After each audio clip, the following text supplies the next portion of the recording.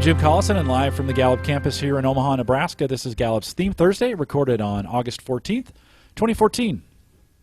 Theme Thursday is a Gallup Webcast series that dives deep into the CliftonStrengths Finder themes, one at a time. Today's theme is Arranger. If you have questions, comments, or contributions during the webcast, we do have a live chat room. It's available right below the main video window, and it's the best way to get information or questions into it, as well as network with other people that are interested in strengths right below the main video window. There here at coaching.gallup.com. If you're interested in the recorded version, or if you need custom strengths coaching solutions for small, medium, or large organizations, you can contact us. The best way to do that is just send us an email, coaching.gallup.com.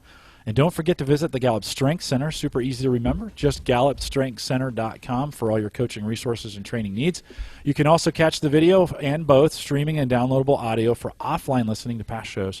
Again, all those links, the most important site that you'll need to know, coaching.gallup.com. If you'd like to live tweet during the event, I'll be monitoring that as well.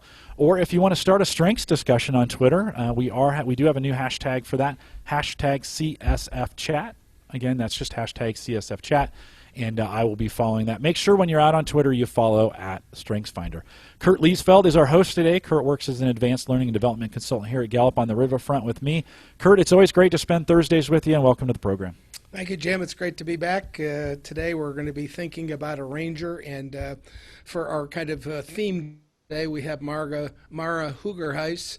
She's from our Chicago office. She's a learning and development consultant, one of my favorite people to work with, and I asked her to be on the show because I've seen her Arranger in action as we have co-facilitated programs. So she's back in her home state of Oregon on vacation, but she's taken time to be with us today. So Mara, it's great to have you on the program. Thanks. I'm excited to be on this side of the camera, I guess. Usually I'm used to being on the behind-the-scenes arranging. Oh, so that's right. You're usually kind of responding to questions, so so it's good to have you here. I want to just talk a little bit about Arranger and just reminding people who might be on the program for the first time, we're really trying to kind of bring clarity around each one of these 34 themes and making sure that the language that we call common is really common. Arranger is obviously, it's an executing theme. It's about, I think one of the words that I think describes Arranger is productivity. It's about getting something done. And so in that way, it's kind of a like achiever. But it's different in that it's not just about getting things done by individual effort. It's getting things done by orchestrating and coordinating and facilitating to some degree the work of others. I think it's a collaborative kind of productivity that Arranger often kind of executes. Some other words that I think are kind of critical besides productivity, another word that I think really fits the Arranger theme is multiplicity. It's really about people who are, in a sense, like the variables, all of the different pieces and parts, and the pieces of the productivity puzzle for an Arranger can certainly be people. It can be kind of process, different kinds of ways of doing things. It can be different kinds of products. It's all of the different pieces. And so it's really trying to put that puzzle together to kind of really build productivity. And it's really, so it's productivity, it's multiplicity. I think it's also flexibility. That's another word that I think it's this ability to kind of flex. It's not fixed. It's more fluid in nature. It's not settled. It's always willing and able to change and to adjust and to arrange and rearrange and to think and rethink. The re-word seems to be something that's certainly a part of it. And then I think that the other thing that I think kind of makes Arranger what it is it's interactive, and I think that's where that collaborativeness comes from. It's kind of involving and interacting with other people to get things done. I have really like to clarify things, and if you've ever been in any of the programs that I've taught and if followed me in some of the writing I do, I'm always trying to kind of compare and contrast themes to kind of build character. And I think this is a kind of a fun one to do, just to get clearer about a ranger, is by kind of comparing and contrasting it to other themes. And so we've already started this, comparing and contrasting a ranger to achiever. A ranger is really about collaborative productivity, whereas achiever is more about personal productivity. It's more about the diligence of the individual, whereas people with a rangers get stuff done with and through other people. There's a real collaborative part to that productivity. I think you can also compare and contrast a ranger and strategic. And Mara, I know that you've got both of those two themes, and so you might be able to talk about this a bit more later. I think arrangers are often people who kind of juggle multiple realities. Jim Collison also has a ranger as one of his top 5, and I was talking to him this morning, and he's a guy that often has multiple irons in the fire. Mm-hmm. He's juggling flaming balls, I guess that might be what you could say. But so it's really, arrangers juggle multiple realities, and people with strategic really sort through multiple possibilities. These are imaginary things. Arrangers are dealing with reality. It's what's going on in the moment, and it's kind of real-time juggling as opposed to imaginary. You could also compare and contrast a ranger with adaptability, because I think they have some things in common. I think both a ranger and adaptability are themes that are comfortable with change. The difference is that people with a ranger are a bit more about, to some degree, creating change, being kind of the source of change in a team or in an organization, whereas people with adaptability are more likely to react and respond and to some degree to go along with change. It really, I think people with a ranger have a bit more control over change or influence over change. You could also kind of compare and contrast a ranger with discipline. I think a ranger, because we often use the word organized, I think it's even in our definition about a ranger, there's something about organized, but I think it's a different kind of organization. I think the person with a ranger has more fluid, real-time planning, is how I describe it. It's kind of, to some degree, planning and organizing on the fly in the moment a bit, whereas people with discipline are more what I would call fixed pre-planning. It's they plan it and then they do it, whereas people with a ranger are kind of doing those two things kind of simultaneously. They're kind of almost like spontaneous and more real time. Maybe that's enough kind of comparisons and contrasts here. I also want to talk a little bit how, a ranger can be affected by the other themes that are related to it. There are some themes that moderate a ranger, kind of to some degree complement it. There are other themes that might actually intensify it and kind of take it to a higher level. I think a theme that actually could moderate a ranger would be harmony. I think a ranger, I think harmony might to some degree help in the stabilizing of emotions that could be affected by changes. People with a ranger often change things, and there are often emotional implications to change, and a person with harmony, that harmony could to some degree help stabilize the kind of fluctuating emotions that come with change that they bring. I think another theme that could moderate a ranger could be focus. There might be some people that have high focus and high ranger, or they have a ranger and they have a partnership with someone that has high focus. I think to some degree, focus could bring a more singular direction to this kind of flexible and changeable approach. So a ranger might look a lot different if you had focus in your top 5. Themes that actually might intensify a ranger would be a theme like individualization. So people with a ranger are interested in the right fit for the role. I want to get the work done, so I want to get the right people in the right role to get the job done. People with individualization want to get the right the person and the right fit for the person. So it's about fit. Both of these themes, I think, are about fit. Arrangers are interested in finding fit because it's going to maximize productivity. People with individualization want to kind of find the right fit because it's going to maximize, to some degree, the engagement of the person. And then finally, maybe another thing that might intensify arranger could be includer. I think arrangers by nature involve people. It's interactive and it gets people involved. And I think if you add includer to that, it makes it even broader involvement, making sure everybody's involved in this process or in this project or in this team. So those would be some examples. In terms of the frequency of themes of this particular theme, 14% of our database have arranger in their top 5. So it's not the most frequent, it's not the least frequent, it's kind of in the middle. But basically, 15 out of every 100 people have arranger in their top 5. Also, I think it's kind of interesting to think about what theme kind of is most likely paired with arranger, and it's responsibility.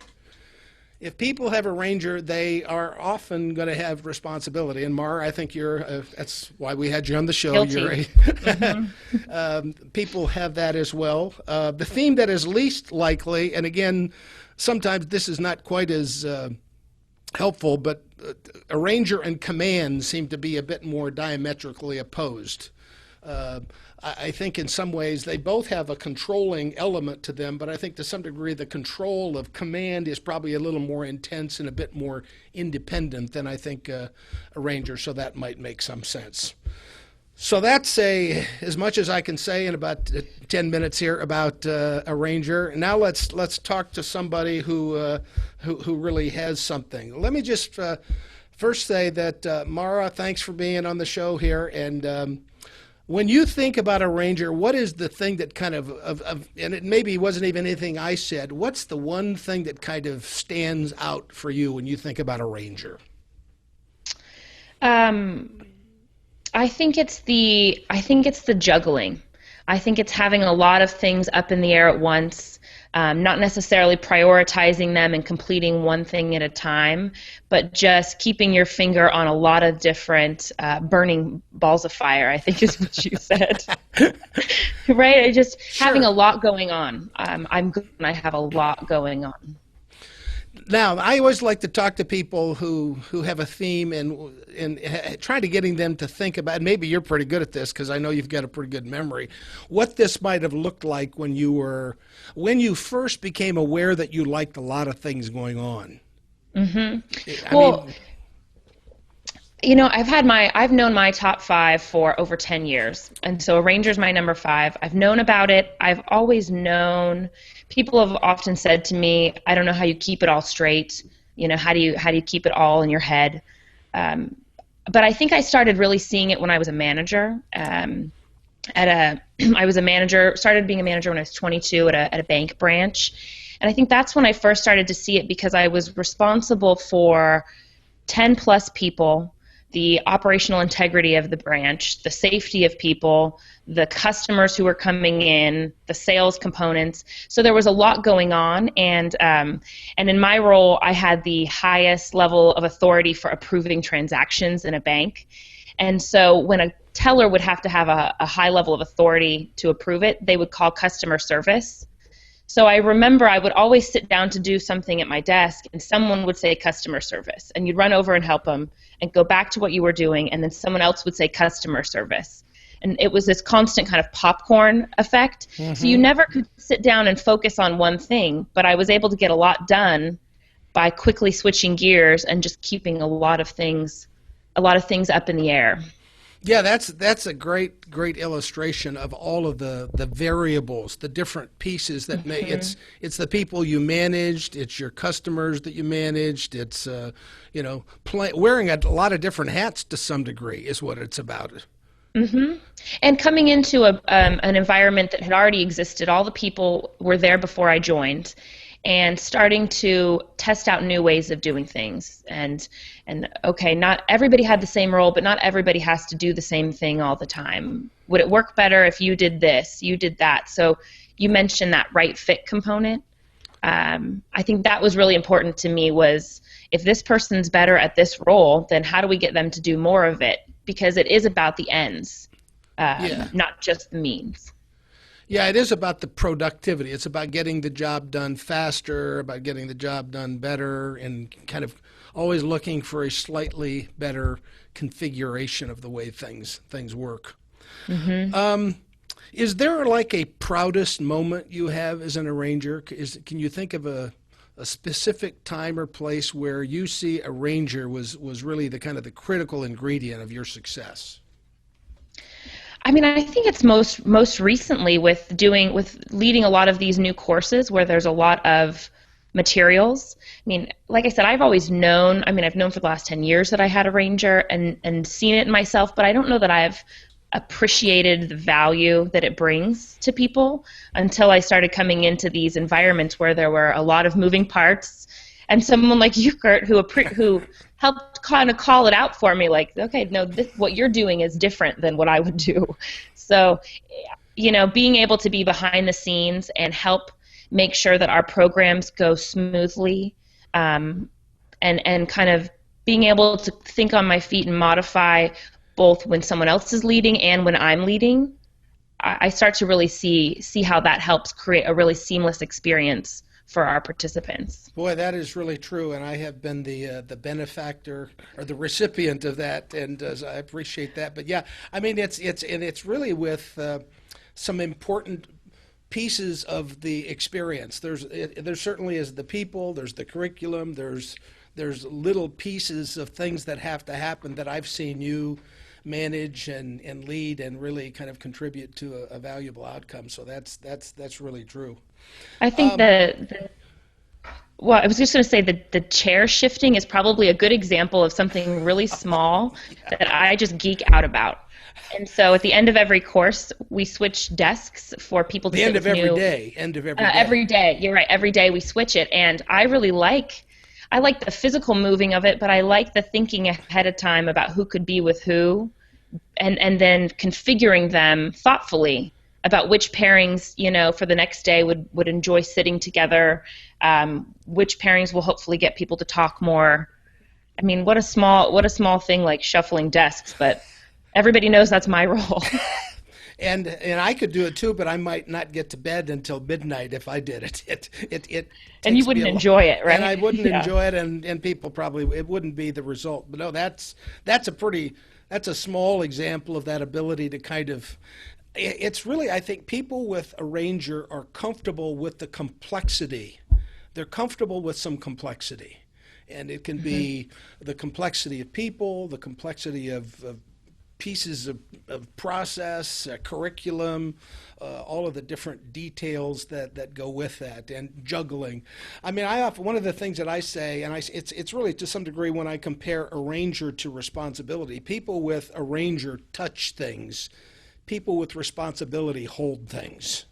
There's something about hanging on to stuff. There's a time and a place for that, but there is a time just to kind of touch something, to kind of get it moving, and then you touch something else. And so I see Jim shaking his head on that one, so that must have resonated with him as well. Yeah, it's an opportunity to experience it in some ways. It's an opportunity to get.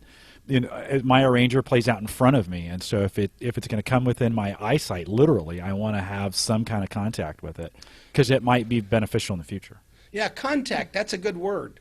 It's about contact, not about owning. It's just I just want to touch it, and sometimes when people have both of those, that's something I kind of coach around. Is this something you need to hold on to and really own, or is this something you can simply touch?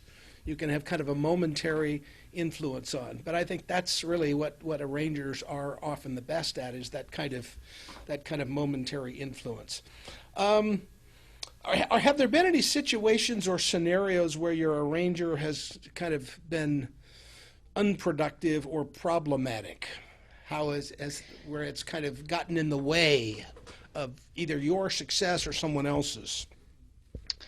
I know for some people, that kind of constant state of change and wanting to initiate new change can negatively impact the people around them if they're not articulating the reasons why the change is happening enough. So I certainly know that that's one of the kind of pitfalls that you can fall into. I've always been pretty sensitive about that. I think where it's gotten me into trouble is I can be a really big procrastinator if I don't have enough going on. So you talked about that comfortableness with complexity. I think actually I'm better when I'm in the middle of complexity. And so I am at my most productive. I think the best. I come up with kind of the best ideas. I'm able to do more when I have a lot going on. So when I don't have a lot going on, I just won't do anything. I'll procrastinate. And that creates a lot of, stress and that gets me into trouble personally because it just creates a lot of undue stress. Yeah, that is a hard concept for me to kind of understand. Maybe it's just my own blind spots, how not having a lot to do limits what I do. But I've heard that from other people. So I think it's easier to juggle several balls than to just juggle one ball. Yeah. So I'll wait until the last minute, until more comes onto my plate to start doing things. So there's because a pressure. I can be more efficient. Yeah. Yeah. It's the pressure of multiplicity that brings out the best in you to some degree.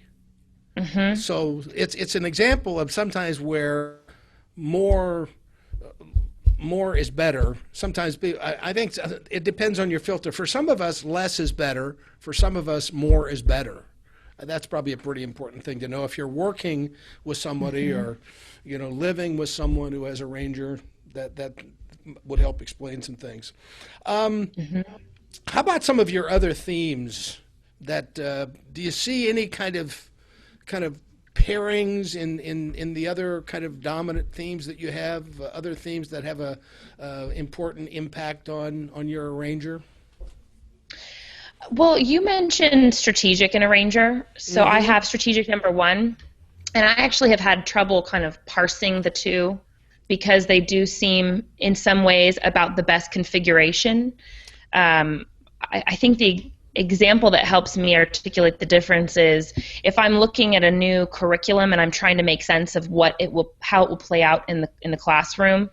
In my head, I can kind of anticipate areas where maybe you need to ask some more questions or we need to get more movement in the room. So I can think ahead about that and anticipate what we should be doing in the best route forward. But it's not until I'm in the classroom that like you said, real time, you start to see it. And I get anxious if I think, okay, we got to be doing something different. There's a better way to do it real time.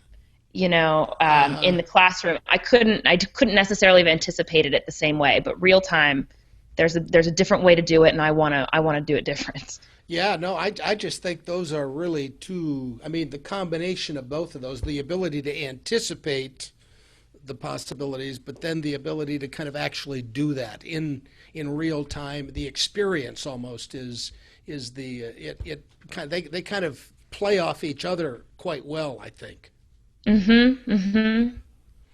The other one I think has that comes into play, probably the maximizer, but you talked about the flexibility that a ranger brings, and sometimes I think it's flexibility also that it doesn't have to be my idea. I often say I'm not married to my own ideas. I just want the end result to be that productivity, that most efficient, effective way possible. But the best way isn't always my way. And so I remember, being very open to that and trying to create space for that on the teams that I worked on or managed. Because if other people have better ways to do it, I will easily scrap a well-laid plan for a new way to do it. Very easy. It's easy to walk away from something you've been working on for me if there's a better way to do it. Yeah, no, I like that. I think that's and I think that is a word that I think about when I think about with a ranger. I think about team and mm-hmm. team player to some degree, and that's really what I heard you describe. I mean, it's not just about me. Other people might have ideas. Other people might have a perspective that will help us get to it. It's really about, I think it's about getting to, the best configuration for performance, mm-hmm. getting the job done, getting it. And obviously, if you add things like responsibility and maximizer, you want it to get done well. You want it to get done right, but you also want to kind of get the job done. One of the metaphor images we use with a ranger is the orchestra conductor. Yeah. And I think about that. The orchestra conductor doesn't have to be the best pianist and trumpet player and celloist. They just need to help bring that out in people. And I think that's part of it is, well, what would they say would be the best way? They know themselves. They know their talents. How do you see us going forward and trying to pull that out in people is a role I can play as a ranger. Yeah, no, those words like orchestrator, coordinator, facilitator, they all imply that someone else is involved in this as well. It's not just me, and it's really focused on the results that come by, shaping and guiding and influencing the efforts of other people and other parts. It's just the complexity of all of the different pieces and putting them together and rearranging them to get a better result. How about questions, Jim? Do we have any questions that, as you're juggling several things here? Yeah, it's an exercise in keeping up, but I enjoy it. I mean, it's just why I do this. This is a ranger in action for me. Every single program is a ranger in action for me, and I walk away energized as opposed to like, get at the end, I can't believe, we're done. I'm like, let's keep going. I could easily do this for a couple hours. So a couple questions from chat. One for you, Mara. Thinking back even farther, you were talking a little bit about when you were younger. How do you see does she now see how her themes tie in with how she grew up? So your top with five. How I grew up. With how you grew up, yeah. I took my own coaching medicine. We encourage people to ask their family members about how these showed up when they were kids. So I took my own medicine, and when I knew I was going to do this, asked my mom how she said, if she saw this arranger in me much. And I guess I'll share two stories. One was, in my adult life, I'm not a huge program coordinator, event coordinator. I don't throw lavish kind of events. I think one thing we say an arranger could do is handle all those multiple components of a big event. But as a kid, I always had very elaborate birthday party plans, themes, activities, transition points, time, I was always very mindful of, we're going to have a sock party and we're going to decorate our socks. And so I had it all planned out, and then in the moment would also kind of, like Jim said, have contact points with everybody. Oh, that's a really nice design that you've done, and just kind of help coordinate and stay on task in these little girl birthday parties. So I think that probably was maybe some arranger talent at a young age. The other way I think it manifested itself, and you compared adaptability and arranger, and I have zero adaptability. And as a child, I hated change. Hated change. Plans would go awry. Something didn't fall through the way we said it would be. It would debilitate me. And I think it was that I didn't have any control. The change was happening to me. And I just hated that something was out of my control. And so I think as an arranger as an adult, I like that control. I don't like change to happen to me. I don't mind creating the change, but I want to say in it. Yeah, it's change through me, not to me. Yeah. Yeah. No, I think that's a good distinction, and obviously there are advantages to both. But that's sock parties. That's a new one to me. I've not heard of sock parties. Your 4-year-old granddaughter, Kurt. I'll tell you all about it. Okay, yeah, right. Decorate socks with bells and beads. Mara, I would say my arranger flips a little bit opposite from that because of the heavy woo and communication for me. I'm very adaptable. So my arranger, and I do, here I do love to organize large events. I like to plan things that have very complex plans to them. Now, I'm not very good at actually carrying any of those things out, right? So I'm the event coordinator, but I have to have, we were talking about this in the chat room a little bit earlier, I've got to have those disciplined, responsible, those folks with strengths who are the doers, the achievers, to actually help me get things done. But if I can oversee it, I can plan it and ideate on it and get it rolling. I can get most projects moving, Activator's 5, that most people can't. But I'm terrible at follow through once it gets going, and I get bored. We talked about this in chat too. I get bored very easily by it. So if it slows down at all, I'm already looking for something else, to kind of do. It's like, oh, okay, that's already done. And they're like, Jim, but we just talked about that yesterday. And I'm like, I know. What can we move on? What else? What other hill can we conquer? And even in the program here, I've got all these things going on, and it's for me, I like that. So it's different for me. I like change as opposed to you more with the adapt. You like more consistency. Yeah, likes things responding to what's going on around you. That's something you pick up on. Yeah, I never shy if somebody calls me and says, hey, changing plans, and I'm always like, okay, what's the new opportunity? What can we do with this? How can we take advantage of it? Especially if it's with people, then I'm all for it. Like, I could drop. I've gone skiing on 2 hours' notice. An 8-hour trip. We got to get things ready to go. I've done that in 2 hours because, for me, it's like, hey, new opportunity. Let's do it. What are we going to do? And I'll be making it up as we go. As we're getting there. So I'm very comfortable in that. So is adaptability lower for you, Jim, or is that high as well? Top 10. I think okay, it's, so yeah, it's 10. that's a big difference here. Is how that is paired with adaptability, and so that's why I think these themes.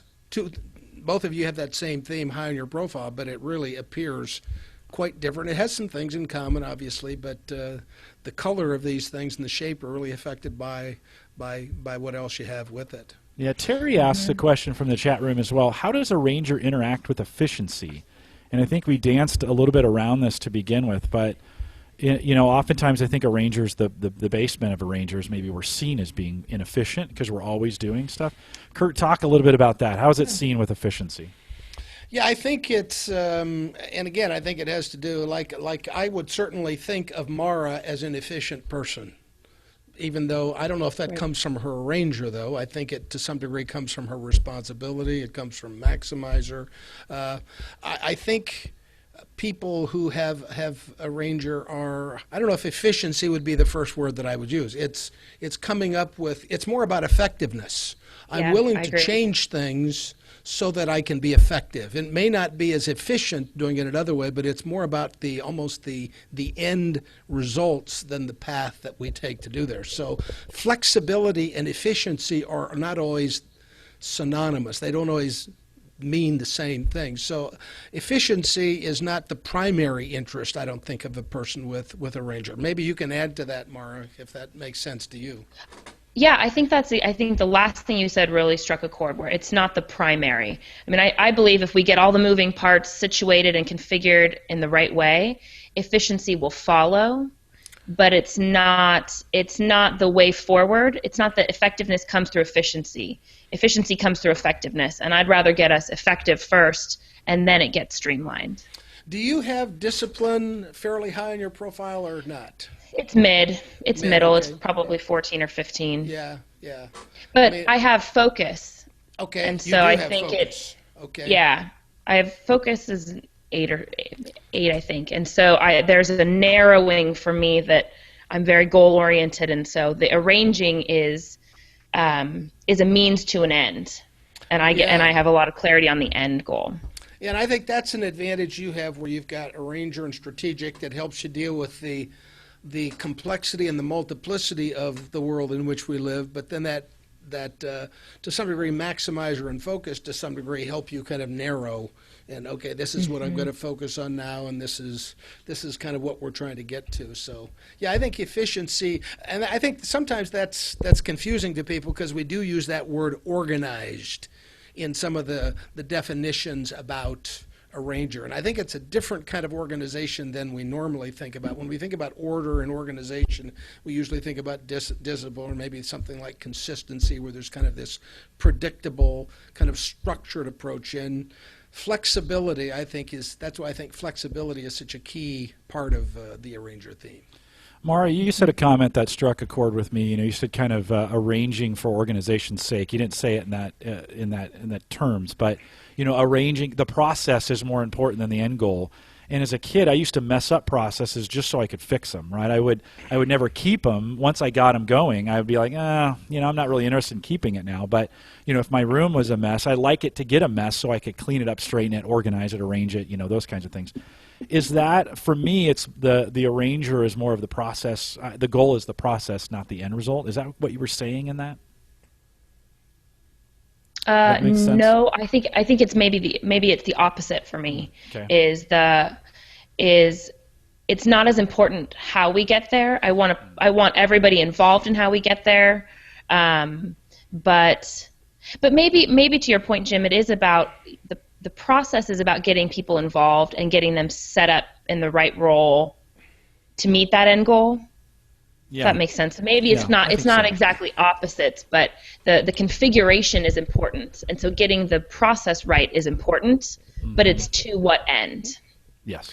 And I think the other thing is I think process is usually kind of a fluid thing. It's never a permanently fixed thing because the world is changing, and that's why I think arrangers often have some success in life, is because we keep talking people don't change that much, but I keep telling it the world is constantly changing. So there has to be some part of us that helps us deal with change. And I think arranger is a theme that equips people to deal with change and to kind of manage change to some degree. And so I think that's why I wish I had it. Ty asked an interesting question. He says, assuming it's a he, sorry if I messed that up, how do you manage the combination of arranger, achiever, and activator? It seems like I push really hard and others can't keep up, which frustrates me at times. Arranger, achiever, activator. Yeah, that would be, it's people who start stuff, who finish stuff, and it involves other people, obviously. I think activator is a theme that is more about getting people moving. Achiever is a bit more independent. That's why I want to get stuff done. And so I think there's a kind of a tension sometimes between I want to get this done and we want to get this done, and how am I influencing people to get to the finish line? Here's how I do it, but I, like you said, I think whenever when you're working with other people, I like what you said earlier, more about explaining to some degree what you're doing, especially with your strategic. You might be thinking through all these things. You're comfortable with change, but other people might not know always why are we doing it this way now. And to some degree, explaining why we're coming up with an audible here at the line. Right, because they probably see it very, very clearly, and it makes intuitive sense that they're, where they're going and how they're going to get there and why they're changing it up. And so sometimes helping articulate what comes so naturally to you helps alleviate for people the sense of, well, it's change for change's sake. I think if you can help them see the importance of this change, then it can smooth the path forward. Yeah, no, and I'm glad you used that word, intuitive, because I think that is a part of this theme as well. I mean, a lot of times when we ask people to stand up if you're intuitive, that's the one where most people, when we take the Strength Finder, stand up, and I think intuition can come from different places. This is, I think, people who are intuitive about the relationship between the variables and getting the job done. It's all of these variables. There's an intuition about variables. And so I think that is another key thing. But I really think that's helpful. Mara, a great question for you. What strategies do you use? What strategies does Mara use when she doesn't have a lot to do? What does she seek out? What kind of projects? Those kinds of things. When you don't, how do you overcome that when you get bored? So I have to manage my mischievous derailer, right? You get bored and then you get a little mischievous and you start poking at stuff that probably doesn't need to get poked at. I think one thing I do is I talk to people about what they want to achieve. So what are your goals? And sometimes knowing what the goals are of those around me helps me know where I can best play and kind of intentionally use my arranger. So asking people about what the goals are. I think, what do I do? part of it is I also just tend to keep a lot of side projects, if that makes sense. So I have one thing I know is I have a capacity to do a lot of stuff, and so when I'm not as busy with work stuff, I do a lot of side projects. So on our team internally, I tend to kind of find stuff to keep me busy. Like I interview people to learn about how they work with healthcare clients, and I made a quick start guide for new learning development consultants that come on board that they can use. Or I'm working on our internal learning SharePoint site. Or I write questions for our certification exam. So I tend to also raise my hand for stuff when there's not external client work. There's internal work. And I really enjoy that internal work because it's that arranging on a team that I'm a part of. I know the people, I know the team's goals. I feel like I can have a bit more control on and see kind of where we can reconfigure our own team better. Yeah, that's good. I like that. That kind of makes the distinction between this external teams that you work with, that you kind of join, that you oversee, that you orchestrate, but also you're part of where you are real, not just a team leader, but a team member to some degree. And I think both roles kind of fit people who have a ranger. I think sometimes they're comfortable being the leader of the team, which I've seen you do, but I think they're also could be very valuable. This is a time to be a team member. What role could I play as a team member? Mm-hmm. And equally energizing. I mean, I like both of them. Yeah, and it's just, again, more is better.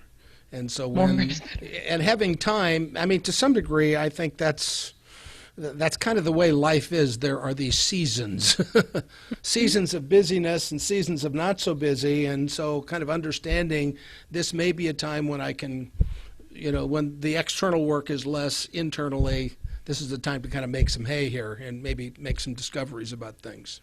Well, go ahead, Mar, sorry. Well, one last comment on the question about how do you manage it.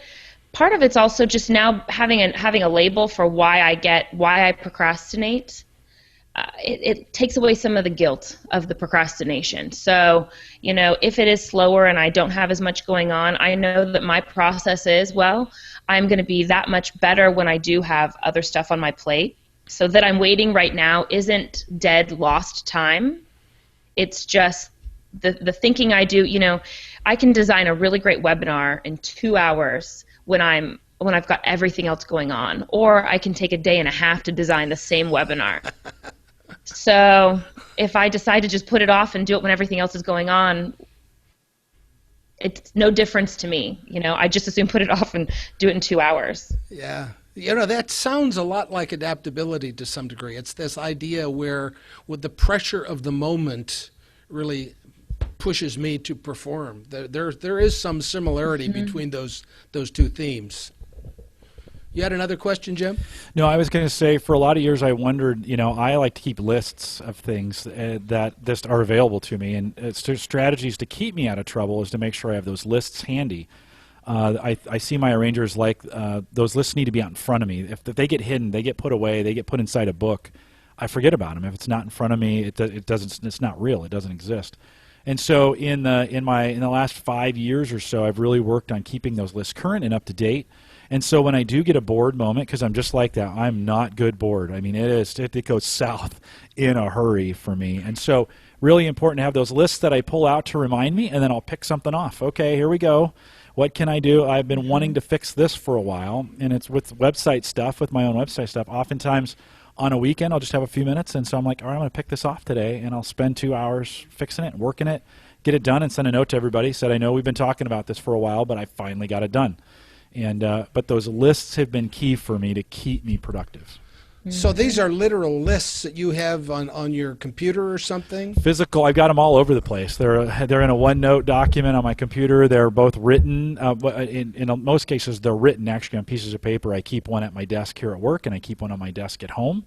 And I've got a copy on the computer in case I'm someplace where I can't get to the list. So it's things I can do in case I get bored. Yeah, things I want to get done. It's just I've got the same thing, Jim. Yeah. Yeah. It's not the arranger, the achiever list, right? You've got to get it done today, and then the next day you start new. It's an ongoing ongoing when the other stuff is done. I could come to that. I have the same thing. Yeah, no, it's gotten terribly effective for me. I mean, I just in years past, I didn't have these. Effective. Yeah, well, it keeps me busy, right? My wife would say, "Why are you so busy all the time?" And it's these darn lists that keep me happy. But I get in real trouble when I'm bored. I mean, it's not a boredom is not good for me. It's just one of those things. I need to stay busy, and so these lists have helped. Yeah, I think that's what I've heard people with. It's another word I don't think we've talked about much, is people with a Ranger really prefer dynamic environments. And I think dynamic means, there's an energy, there's a kind of a variability, there is a movement to some degree. And when things get a bit static, that's when a Ranger is not kind of fed. It kind of is at its worst. So. Yeah, no, for sure. Kurt, we're at our 45-minute mark. Anything you'd like to, as we wrap this up, you want to throw in?